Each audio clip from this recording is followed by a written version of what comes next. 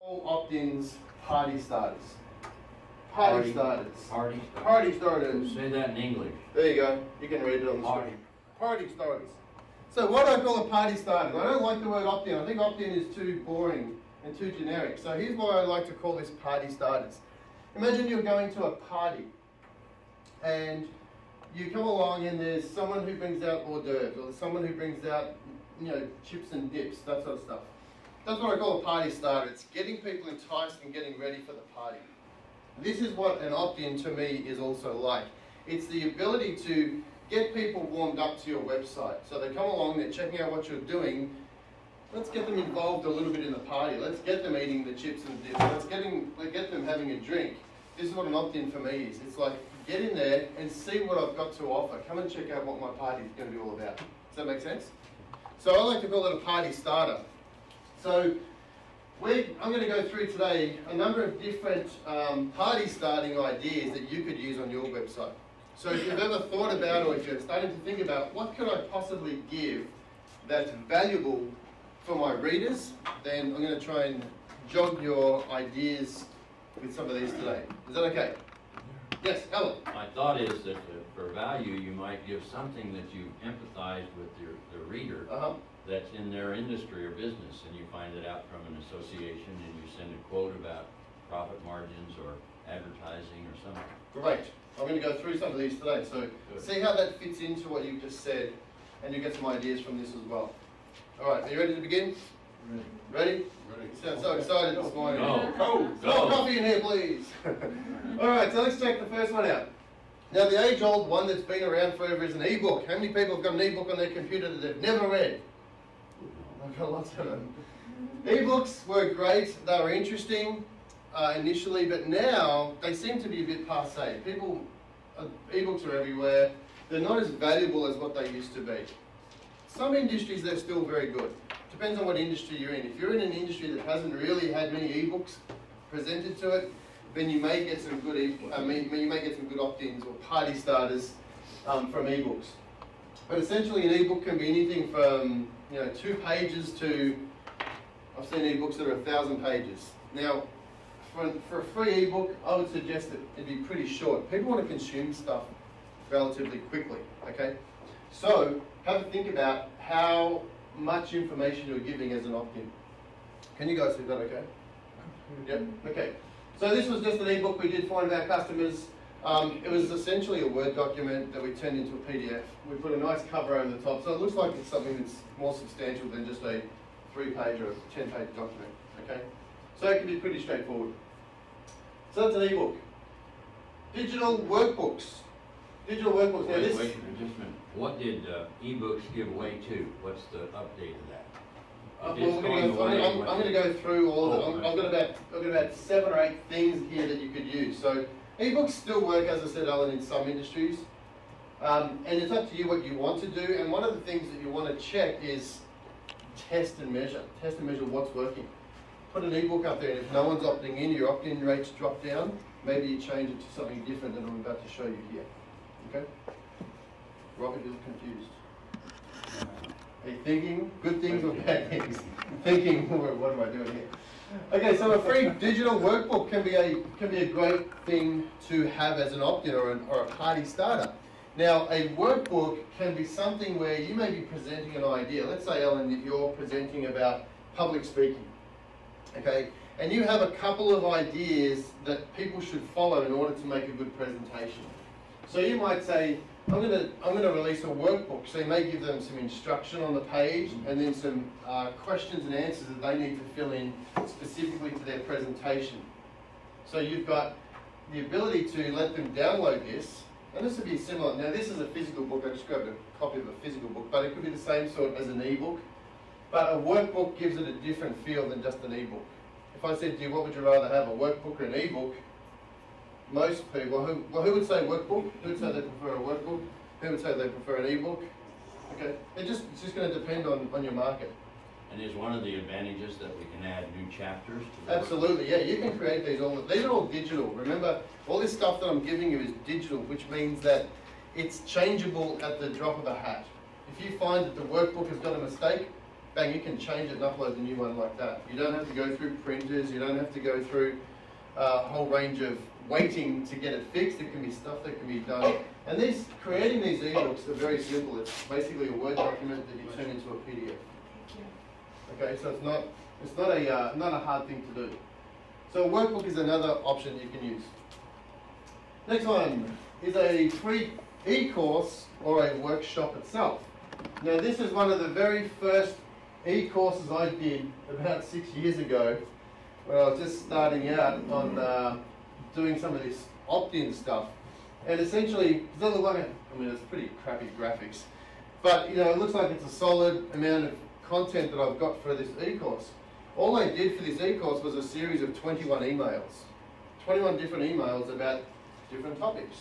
So it wasn't a downloadable option, but when they signed up for my e-course, all they got was an autoresponder. We've spoken about autoresponders that just delivered an email every couple of days.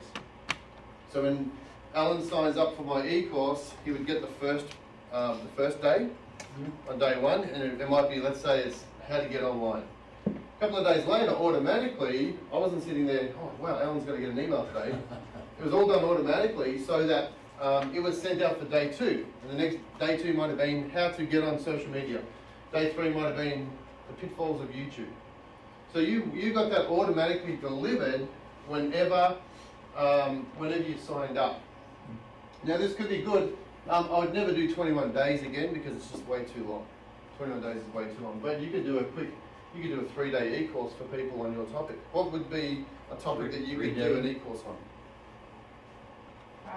Travel. Okay, so travel tips. So it could be how to pack for the perfect travel voyage or whatever it may be. So it could be tips like that are giving them a little course on what to do every day. You can do a 3-day. You can do anything you like, Alan. It doesn't really matter how long it is. But once again, you want to make sure that your market is happy with that length. Your market may only put up with 3 days, whereas Les's might put up with a 10-day course. Does that make sense? That's an e-course or a workshop. You can call them either or. Sometimes it can be a workshop that's delivered. And in a workshop, the only difference is you may be getting them to do some stuff inside that email. You may get them to do some exercises in that email. In my e-course, I didn't get them to do any exercises per se. I just gave them some information. Does that make sense? Yep. All right, so let's have a look. Cheat sheets and checklists are a great one here. So cheat sheets, in the case of travel, it could be a checklist for, oh, there you go, there is one there, look, camping, right up your alley, there you go.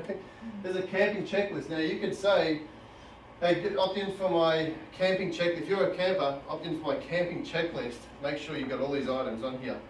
Because people want lists, they like lists to check off. It could be a 5-star hotel checklist. Make sure your hotel has all these things to enjoy the perfect holiday. So whatever your industry, whatever your market is looking for. With cheat sheets, Alan, it could be the case of, does your presentation have these items in it, and they can make sure there's a cheat sheet to see what some of those presentation terminology means.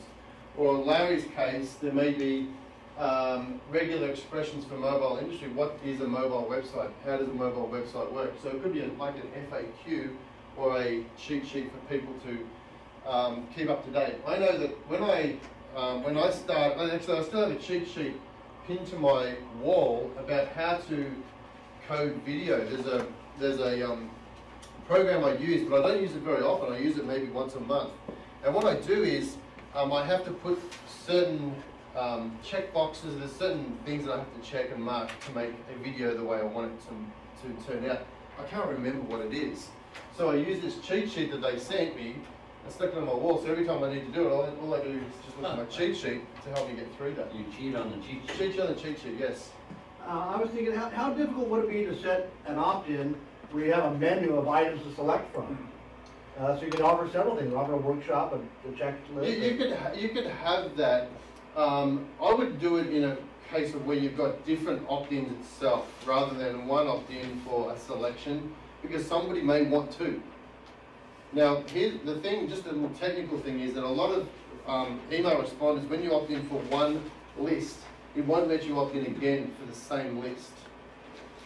Because it'll say, hey, you've already subscribed to this list. So we don't want to send you, in case you accidentally subscribe twice, we don't want to send you 2 emails. So they'll only send you 1. So let's say that in your case, you've got opt in here for an evaluation checklist. And then down the bottom, you may have a opt in here for the 10 things that an appraiser doesn't want you to know. Now, I may want both of those. Now, the good thing about having 2 opt-ins is that you can start to segment your audience. For people that like checklists, I might start sending them emails about this because maybe they're interested in appraisals. But if I'm in both, then I may be interested in appraisals and the checklist that you've got as well. Does that make sense? So you can have more than one opt-in on a website. You can have as many as you like. Yeah, good question. Any questions about cheat sheets and checklists? Yes? Do you have an opinion on whether the check boxes actually visually offer more? It depends. It depends. I mean, sometimes there's just a little line like an underscore where they can just check it. Sometimes it's just a list. Sometimes they don't need to. Like camping, they may print it out because they don't go camping that often, so they may print it out so they can check to see if they've got it all. It may be that it's just a list of things for people to do and they just need to go through it visually. Like I've seen checklists for social media posting. Now that's an every week occurrence. Every week you need to do these items. So you wouldn't check, they don't want you to, you wouldn't want to print it off every week.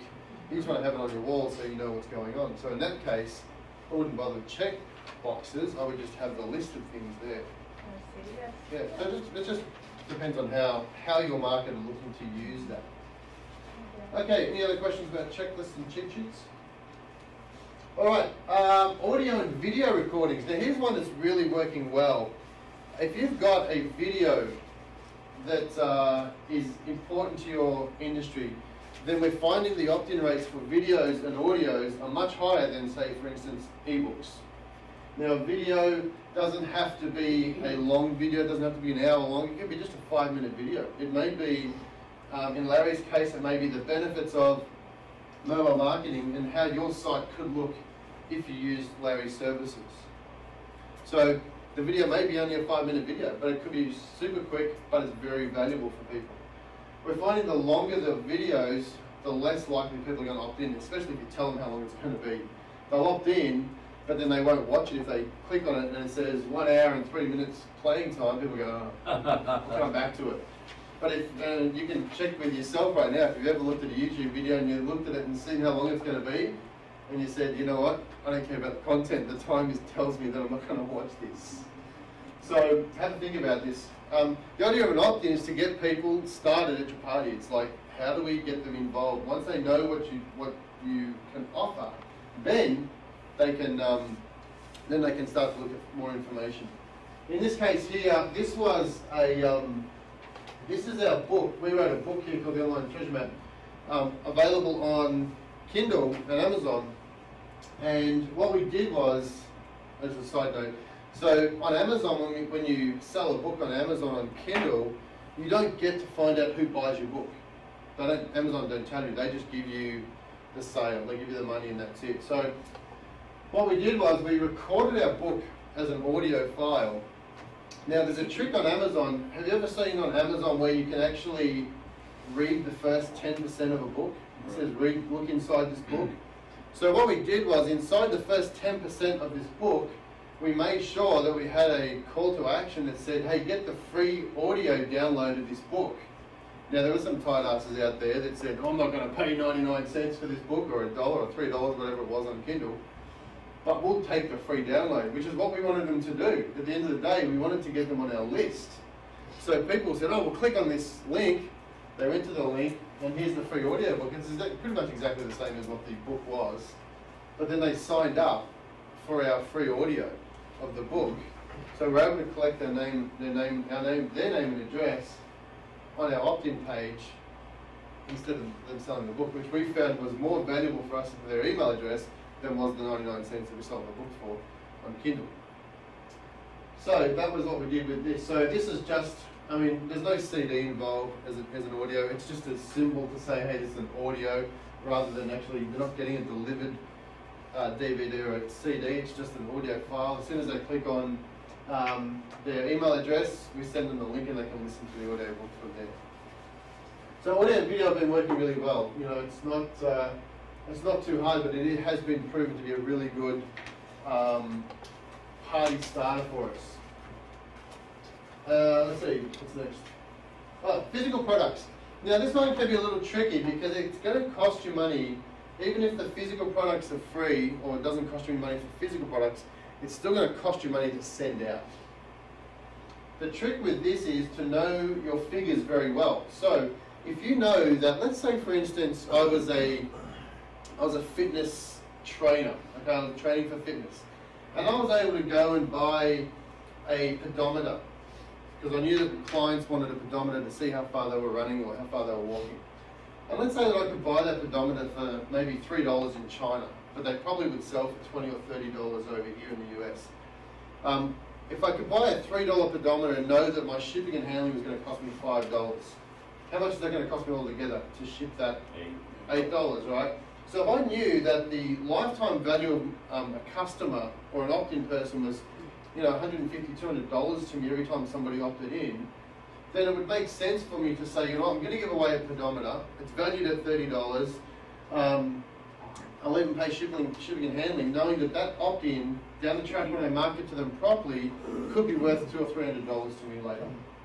Who would spend $8 to get $300? Yeah.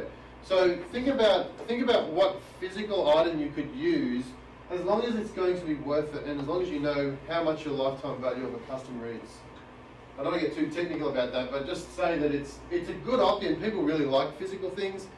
Just understand, the great thing about physical things is you also get their physical email address, their physical mailing address too, because they have to give you that address in order for you to send it, which is super powerful down the track for offline marketing as well. Any questions about physical? Physical? No? Okay. Here's another cool one. Personal Rolodex. Now, personal Rolodex can be really good if you're a coach or a consultant or you've got contacts that people want to know. So, if I was a coach, let's say I was a coach of internet marketing and I said, you know what, to opt in here or get the party started here, if you give me your email address, I'll give you my list of people that I use for my social media graphics, my web design, my printing design, and blah, blah, blah. It could be valuable for people who are looking for that sort of information because it's going to eradicate you looking for those sort of people. If they know that I'm going to give them my personal Rolodex, it could be valuable for some people. So you can think about who could I use? Could I use people's names and contact numbers? Make sure you check with them first to see if they can take on any extra workload. But it could be something that you could use as an opt-in. Does that make sense? So you share sources and all. Basically, yeah. It could even be, on that note, Alan, it could even be just tools that you share as well. It may not be people, but it may be, you know, this is my personal Rolodex of website tools that I use for my business, and you should too. Here it is. Okay. All right. This one's fun downloads and printables. Now, this is going to depend on your industry. Now, in your case, you could do some fun downloads of your images that you've got if you wanted to give them away, and maybe just on like a PDF sort of thing, but it could be shiny, glossy sort of images that people may want to download and use on their walls. Okay. In this case, it is an animal alphabet from a opt-in from a kids club, but it was effective. It was nice and shiny. They got it created, a high graphic end designer created it so that they could print this out and stick it on the kids' walls. It was valuable, something valuable for that particular audience. How could you use something like this for your people? It could be in the form of the cheat sheet as well. You could mix a cheat sheet in conjunction with a nice, fun, downloadable sort of thing as well. Would you do it on a link? Yeah, so this would be on a link. So you'd house this on you'd house this on your website, and then you just direct people to a page to say download here. Yep. It could even be something that's really cool, like an infographic too. If the infographic's worth printing out, it could be something like that as well. Any questions about that one? Nope. All right, I think, oops, a couple more left. Members only content. Now, if you have a membership site, you've got people who are paying you a premium for your content, it may be worth saying to people that are new to your site, hey, listen, I've got some great content. People are paying X amount of dollars for this, but I'm going to give it to you for free. This is my best piece of work. People want to know if they can get in exclusively without paying. It's a deal. So they may want to be able to get in and get some free content that you're delivering that other people are paying for, and they get for free. So it can be a very valuable way to get people to opt in as well. You thinking, Robert? Yeah. Consultations, if you're a consultant or giving your time away as a service at any point, it may be that it's a free consult. Now, it doesn't have to be a full consult. It could be just a shorter period. I had a lady who was a lawyer. She was at an expo for startup businesses and that sort of stuff, and her target market were entrepreneurs and small businesses. And what she was doing at the expo was giving away free 15-minute consults for her lawyer, for her legal practice. And she was getting a lot of people to sign up. And basically, it was more of a, hey, get in, come and chat to me. I'm not going to charge you for my consult if you've got some legal issues. I specialise in divorce law and that sort of stuff.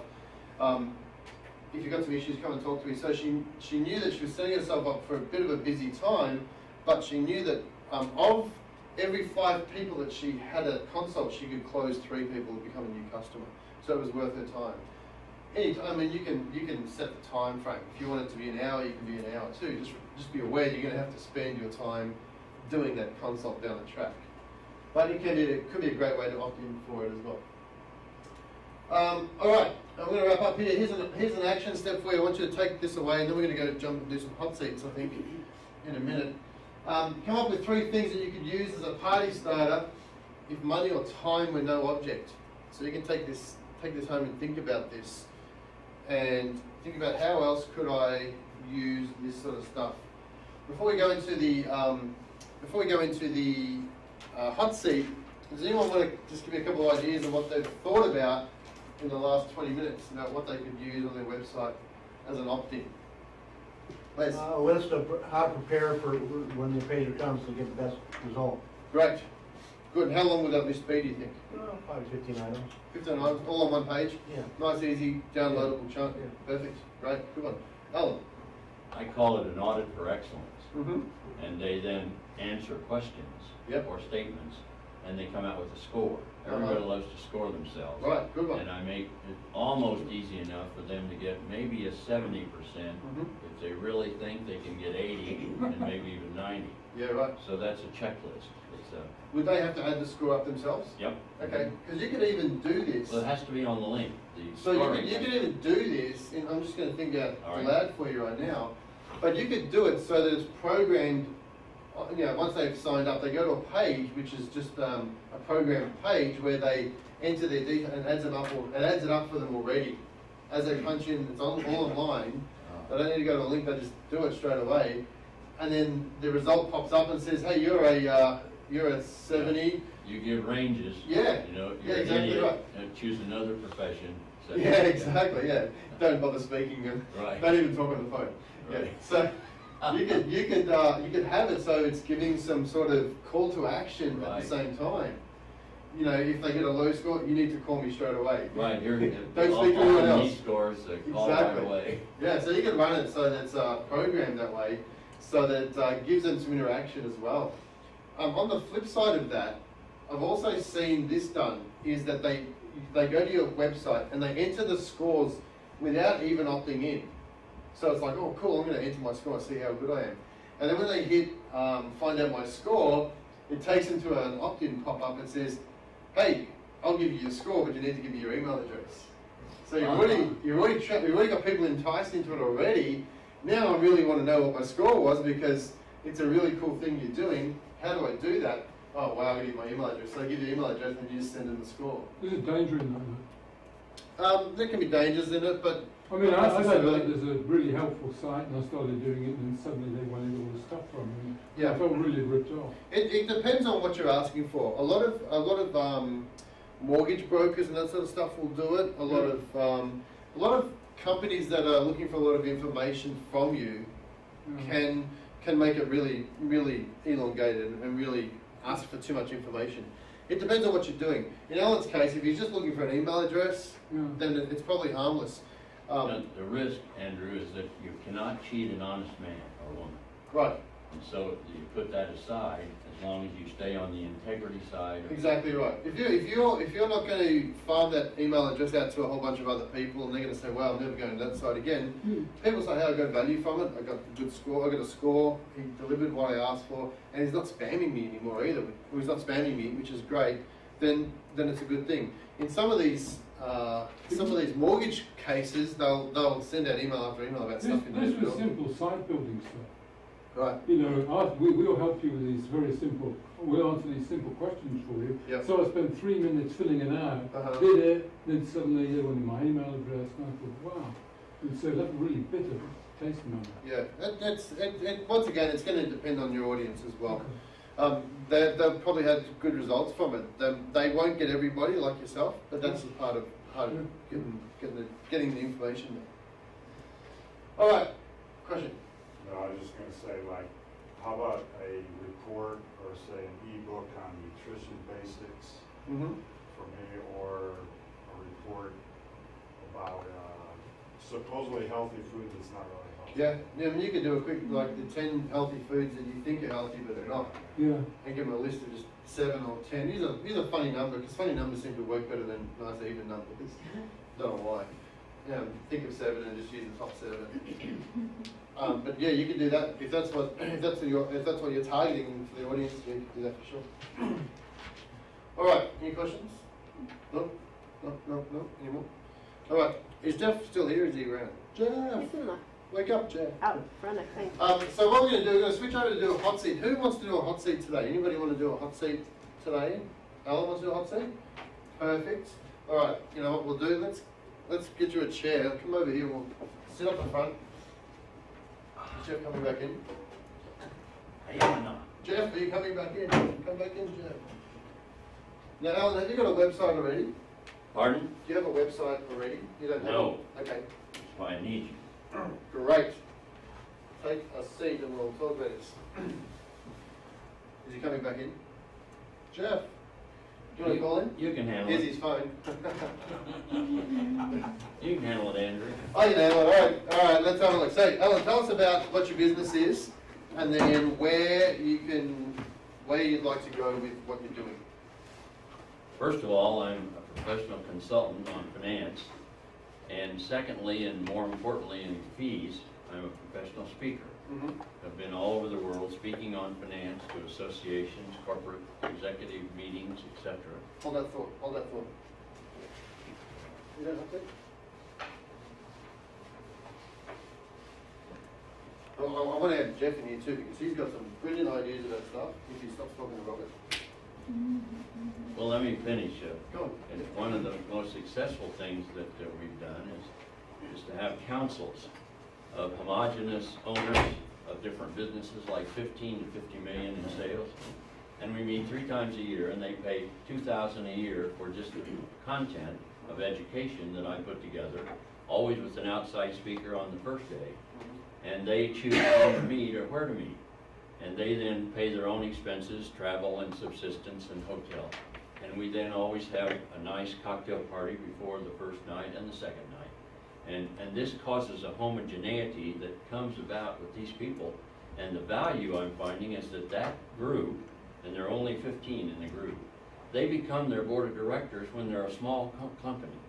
And so they bring their family and their wives to Colorado Springs, to Broadmoor, or wherever, San Diego, etc. And that becomes their board of directors. And we get to the point where we finally share, and here's where I come in with some diagnostics or overview. They bring their balance sheet and their operating statement from the current year. And that gives a more of an opt-in. I mean, it goes to the point, what else do you want to know about me, Alan? And so I have free reign. I have to be very careful with the power I get from that. It's not power, it's just information. So I do that. Then I speak to associations, annual meetings, and workshops. And that gets me business. So I then can raise my fees, clear up to $100 a year and charge that way. Yes. So that's what I do. So with the, you don't organise the actual meetups of the groups though, do you? Yes, You organise that as well? because that's a pattern. I mean, Susie does that, so, Mhm. you know, it's calling a hotel, getting a room, getting an arrangement. And I never buy whiskey from the Broadmoor. I always take my own in with the big boxes. That was the And- advice I was going to give about that actually. Well, I already knew you were gonna say Because I that. got ripped off there. And we always have then a nice meeting, or a nice room, a suite where Susie and I stay, and then it has a nice living room kind of environment. Mhm. And they come then at 3 o'clock in the afternoon on the 1st, or 4 or 5, whenever they get in. And we have heavy hors d'oeuvres that the hotel supplies, and I bring the whiskey. Because I found about 10 years ago, they just barbecue you on that whiskey. 25 shots and a fifth, get out of here. They charge you like that's $700 a sip. And We so- don't want to disparage the Broadmoor. Let's focus on why are you here? What are we looking for to help you? Oh, here? Yeah, I need why a are you in the hot website, seat? I don't know why, but I need a website, I guess to be contemporary. I don't know, everybody has a website. I don't need a website. Well, If you don't need one, No. if you don't need one, then why do you want to have one? I'm missing 20% of the people I could reach with a very good database, just to add some more people so I can primarily raise my fees. How are you attracting people to your business now? Oh, word of mouth, you know, these people I speak to all are members of some association, and they go to their own meetings. Right. And I then get the right to go speak to all of these people at that meeting, and then they say, and in a room, I could have 150 opportunities to speak in 25 association execs. And all I want is one each year from each of them. And they have me back a second year because it's an institute kind of thing, and chapter 2 is next year, and the association gets behind it and so forth. The part I see coming up is writing the staged blogs or data that I'm then going to automatically send out on autopilot.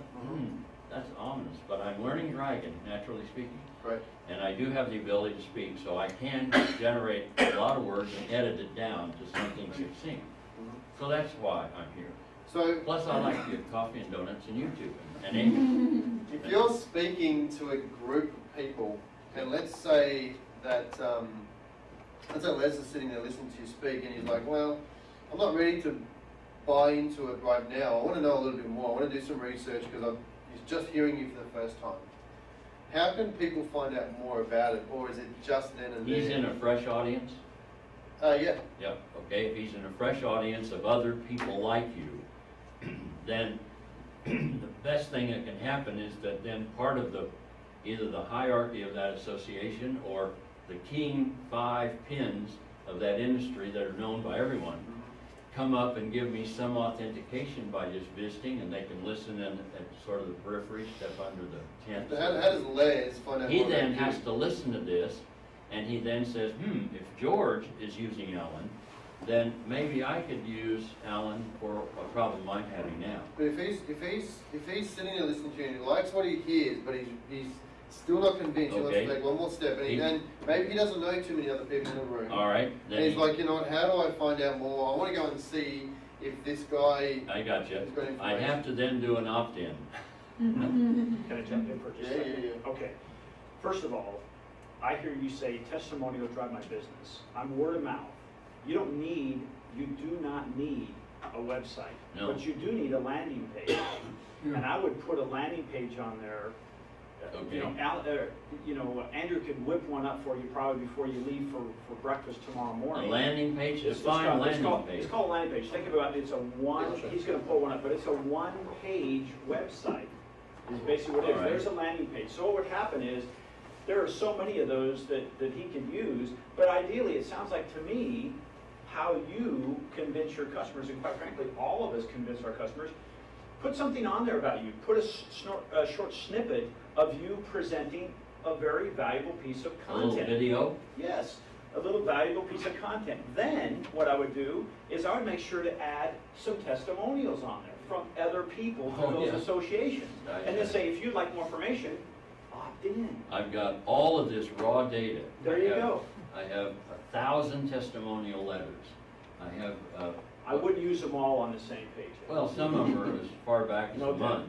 So here, So- so in this case here, this is just another example of testimonial down the bottom. But this is one of our customers that she does a lot of financial stuff for women. So here's a little video. You can watch what she talks about. There's a opt-in for it right there. And then if you want any more confirmation, she's got one testimonial that you can have as many as you like there. Probably not 1,000, but you can have a couple there. So that's an example of just a page that she's collecting and running her business from. People go to this first, and from there, then she can market to these people later. Do you only have 2 seconds to get them on the landing page to go on? The idea about a landing page, you can see here all the navigation up the top here. There is none. You don't want people to suddenly think, oh, I want to go check out. The idea of a landing page is to do one thing and one thing only, and that's opt-in, to get the party started. All right, you don't want them to go, oh, I want to go see, if this was on their website, they might have the About Us and the contact and their blog. You don't want people to go to that yet. You don't want them to go to that. They can go to that later. But the idea is, hey, get them in, get them on the list, and then they can go and explore as much as they like, because you've got them. Treat them nice. Treat them nice, get them into it. Okay, take it just one more step. Sure. Okay, now, so you've gotten them on that page.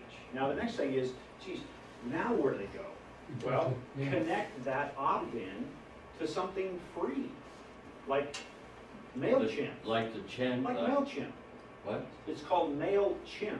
It's a, CHIMP? Yeah. yes, MailChimp, yes. Exactly. And you can put up to 2,000 names in there for no charge.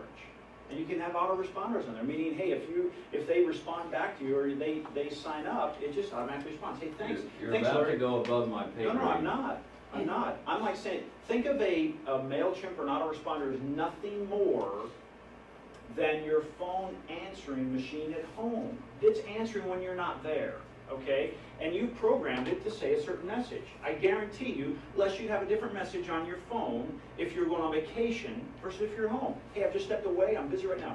I'm on vacation. And then when you come home, all your stuff's gone. You don't want to put that message on there, by the way. You put that on there. But my point is, that's all that is. Right. Because if you get them to sign up, and then you have no place for them to go, Exactly. you might as well not even do this. Because now you just send them down a deep, dark hole that you nor they can get out of. Okay? So what you want to do is, hold on for just a second, what you want to do is make sure you connect that to something. It doesn't have to be crazy.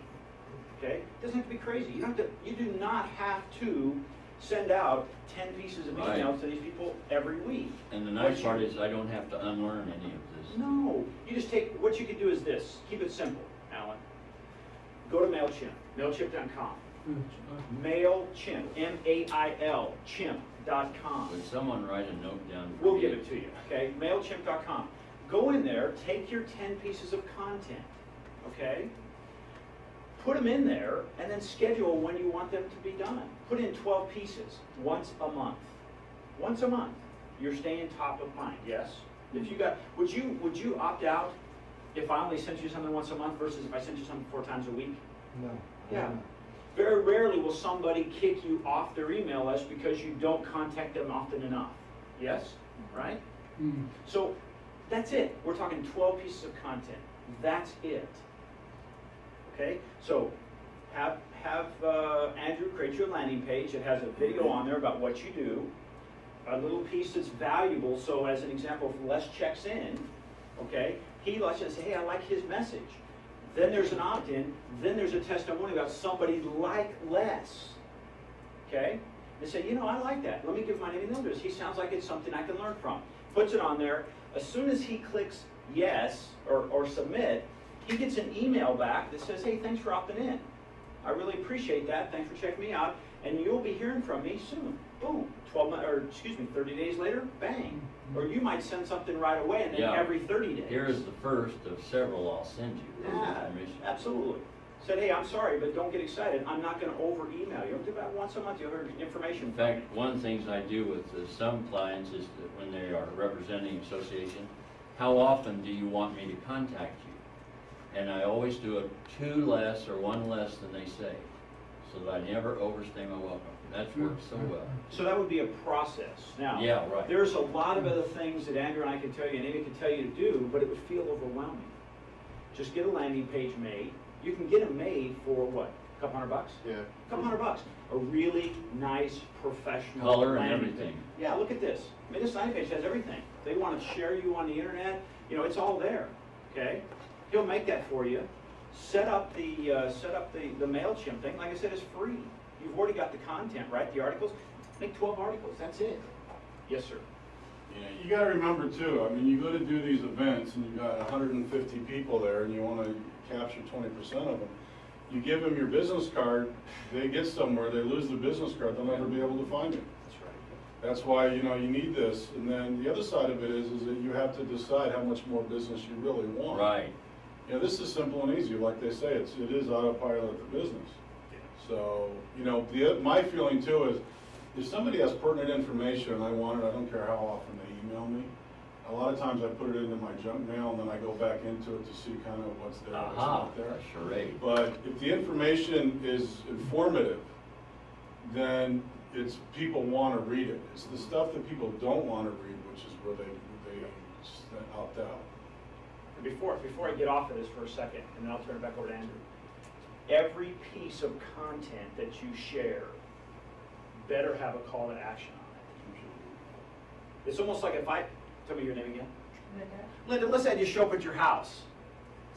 I just show up at your house and you answer the door and say, hey, how you doing? I'm doing good. And I just stand there. Isn't that a little creepy? You're just looking at me, I'm going, I'm thinking, is she going to invite me in? Right? Well, that's your personality. I usually get invited in because I'm carrying whiskey. No, I'm just kidding. So anyway, so I go in and I sit down on her couch and I'm just hanging out. And she's like, Jeff, what are you here for? I just want you to look at me. How do I look? No, I'm there for a reason. If you're putting something out there and you're not giving them something to do afterwards, hey, if you like this article, share it with a friend. Use this link and share it with a friend. That's a call to action. Yeah. That's nothing threatening, right? I might knock on her and say, hey, do you mind if I borrow a cup of sugar? See, I knocked on the door, I gave you an article, I knocked on the door, why am I there? How many times you go to visit somebody and you say, hey, the reason I'm here, or you get in the car and go somewhere, you just go get in your car and just drive around the cold? No, you have a purpose. So if you're sending that article out, your content once a month, make sure there's some call to action. Hey, if you'd like to know information, some of it might say, hey, if you want to dive deeper into this topic, click here. Right. And then you have the MailChimp take it over again. You And I'm agree? sorry, I want to answer your question. Go ahead. Yeah, my question is really simple. He said he hasn't got a website. I've got a website. It's great. A lot of people I know really like the content of the website. They think it's wonderful. The trouble is, I've got my Mac is like 04 or whatever it is, and I've got no idea of how to actually publicize the website. He's your man. That's the whole point. Yeah.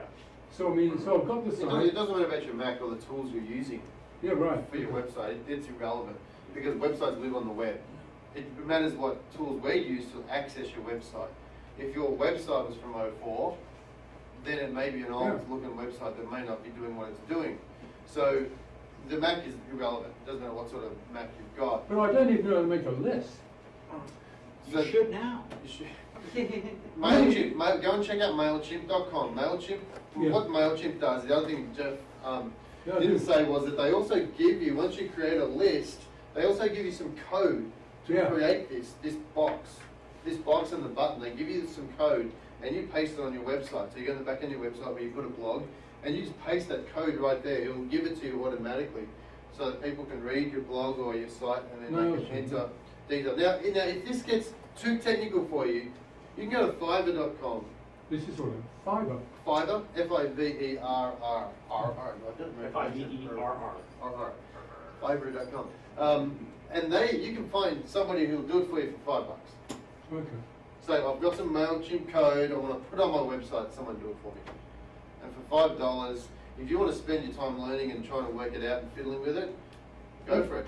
If you can afford $5 for someone to do it within a day or so. About 4 weeks ago, your recommendation was to put Pinterest, Facebook, and Twitter onto my site. I did that. I got onto my HTML guy, And he did all of that. Now I'm thinking, okay, so I've got the Twitter account. What do I do with all this stuff? Now I've got it. Okay, so now you're going to get out to those platforms. This is another whole entire hour-long session. Chapter 2. So right, you want to get out there now and tell people that you exist, and where you're telling them to go. What's the call to action? Instead, I'm here for a cup of sugar. You're out on Pinterest. Here's what I want you to do. Come to my website. They come to this website, and there's an opt-in. Now you're opting in. So now what you're doing is you're driving traffic from those social sites, telling people to come and see my work, check out my pictures, my paintings. They come back to your site, and right there is an opt-in. Hey, get my download of this, or whatever it is that we spoke about today, whatever you decided to do. So now you're driving traffic from those sites back to your site. You're collecting this name, this opt-in, this party starter.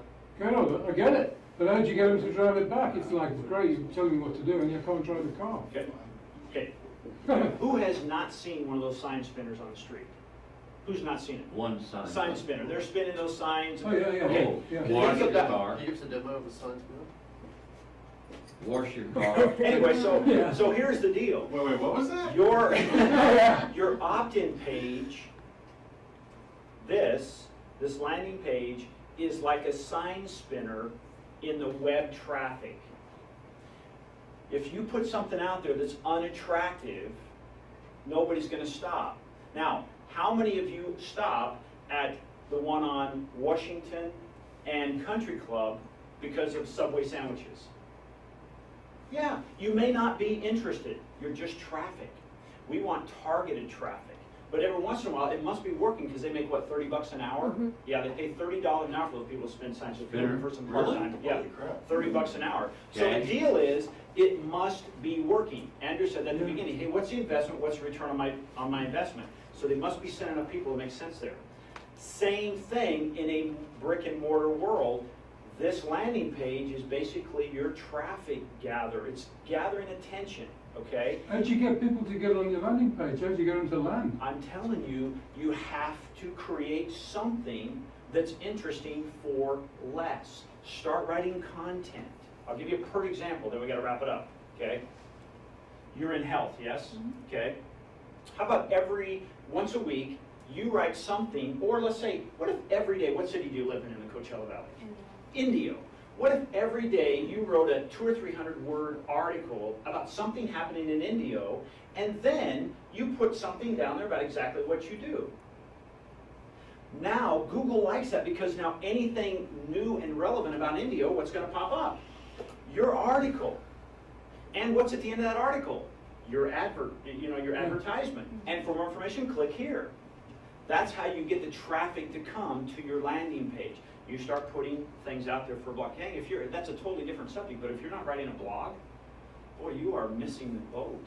Missing the boat. You got to write, because people don't know about you. It's almost like having an unlisted phone number and say, God, nobody calls me. Exactly. No kidding. No kidding. You've got to publish your phone number and then what you do, right? So should your blog be on your website or be different? Yes, definitely be on your website. Like, what do you do, sir? I start and run businesses for smaller investors. You start what? I start and run businesses for investors. Cool. How many people knew that? No one in here. But if you had an article and say, hey, before you leave, here's what I do. Yeah, exactly. Right? That's what you're doing. Traffic, here's the cool thing. Traffic is bigger and better than it's ever been in our entire lives because more and more people are on the internet looking for answers. If you're not providing an answer, somebody else will.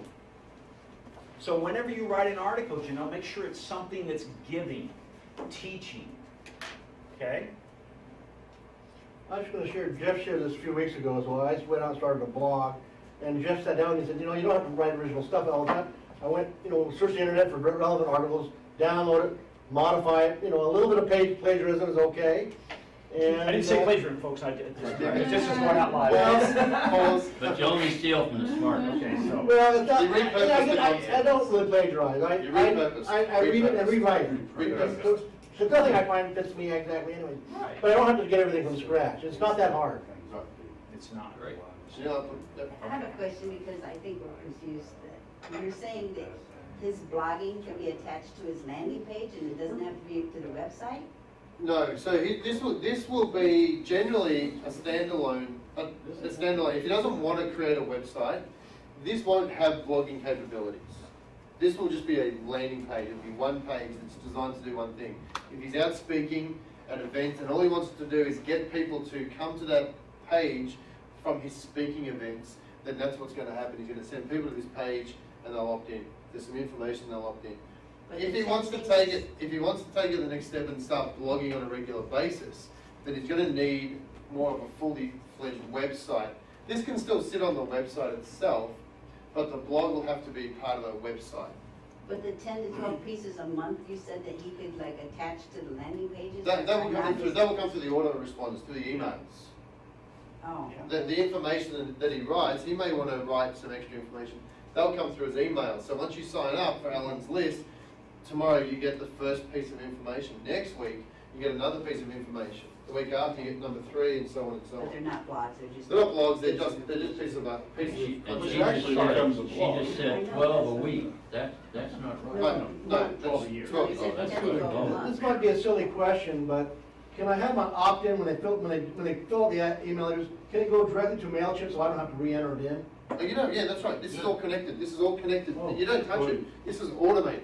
Oh, okay. You don't. This is how automated it is. Let me tell you how automated this is. Autofill. You have a page here, okay? Now you're sitting here right now, and somebody out there has just found this page.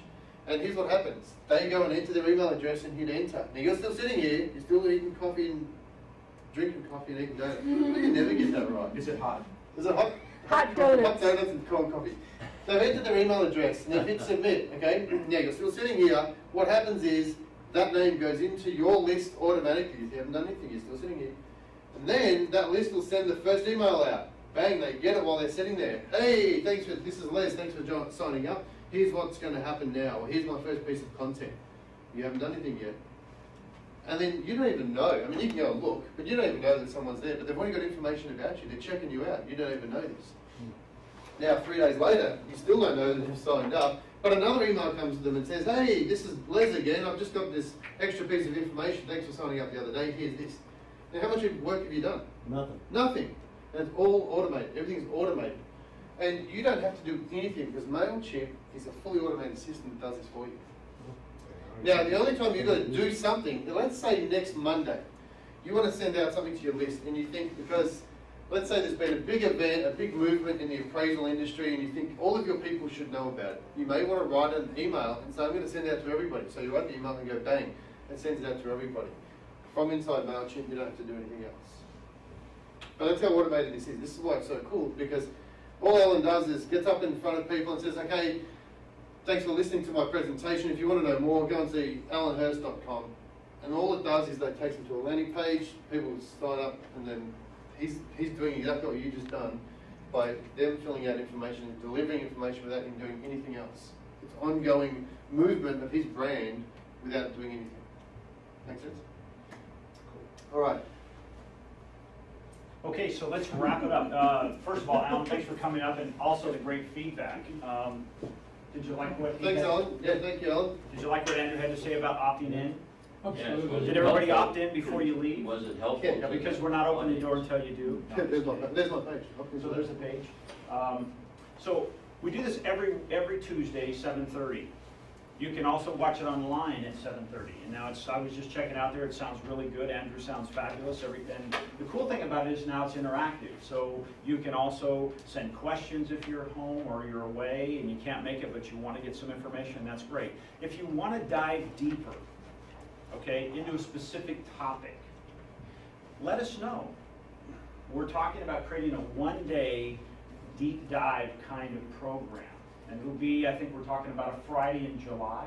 Friday or Saturday. Friday or Saturday, July. And we'll take one topic, and basically we'll have one location, and we're going to dive real deep into one thing. Our background is video and video marketing.